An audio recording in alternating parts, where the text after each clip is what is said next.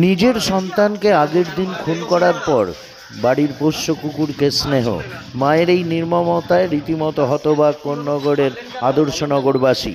কোন্নগরের শিশু খুনের ঘটনায় গতকাল গ্রেপ্তার করা হয়েছে শিশুর মা শান্তা শর্মা ও তার বান্ধবী ইফফাত পারভিনকে।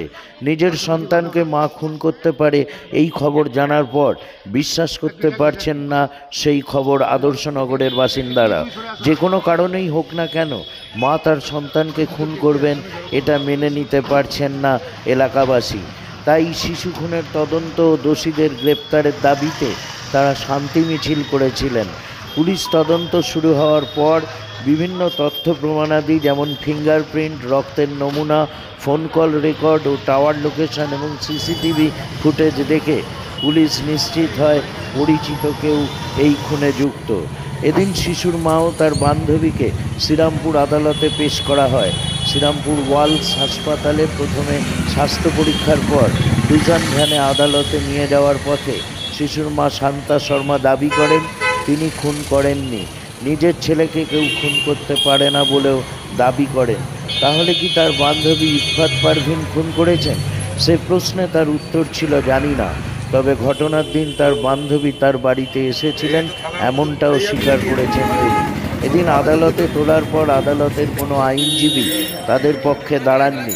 মহামান্য আদালত দোষীদের বিরুদ্ধে 9 দিনের পুলিশি হেফাজত দিয়েছেন।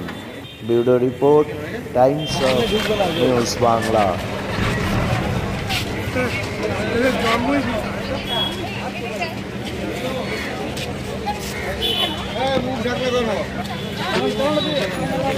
কেন মারলে? কেন মারলে? কেন মারলে?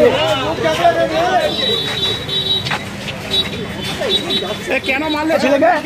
ছেলেকে মারলেন কেন? মারলেন কেন? কে মেরেছে? কে মেরেছে? আপনার সাইড দেন, সাইড। কে মেরেছে? কে মেরেছে? সাইড দেন, সাইড দেন। কে মেরেছে? কে মেরেছে? কি সম্পর্ক ছিল ওনার সঙ্গে আপনার?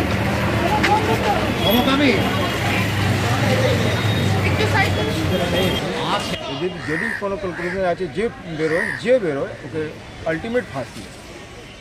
আপনার সন্তানকে হ্যাঁ, যেহেতু কানুনেও আইন নেই ব্রুটালি মার্ডার করার জন্য, তাই জন্য আমি চাইছি কি ফাঁসি। কেন কি যদি 14 বছর বা 15 বছর এটা সোজা হয় তারপরে আবার ওরা এসে যাবে সমাজে। আমি চাই না কি ওরা আবার এই সমাজে আসে।